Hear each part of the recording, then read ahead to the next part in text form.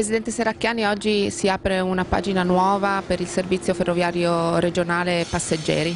Beh, ci mettiamo alle spalle sicuramente una pagina più grigia, che è quella dei ritardi con cui questi treni sono finalmente entrati in servizio. Purtroppo la scelta di una gara che non prevedeva appunto l'affidamento del servizio a treni già collaudati ha comportato dei ritardi e valuteremo poi le conseguenze di questi ritardi. Oggi però, come dicevo, si apre una pagina nuova.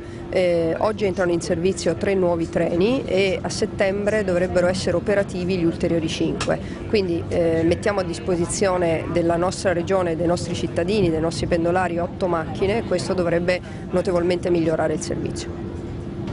Vincenzo Soprano, amministratore delegato Trenitalia, viaggiamo sul primo ETR nuova funzione. Quali sono le caratteristiche di questo treno? Questo treno ha delle caratteristiche di accelerazione, di regolarità e soprattutto anche di comfort estremamente migliori rispetto al rotabile che era prima, ai treni che erano prima in servizio, quindi la clientela troverà un grande vantaggio.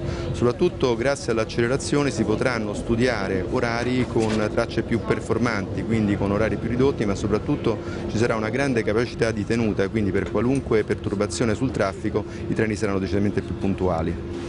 Quindi un miglioramento della puntualità e anche del comfort. Sarà una puntualità del comfort perché ovviamente il treno è dotato di tutti gli equipaggiamenti più moderni e quindi anche per la parte del condizionamento, servizi a bordo, chiaramente stiamo parlando di un'altra generazione di treni. Questo è un po' il punto debole che c'è in tutto il sistema del trasporto ferroviario un po' in Italia dell'età del meteorotabile, quindi questo investimento fatto dalla Regione è importantissimo per rispondere a questo importantissimo gap.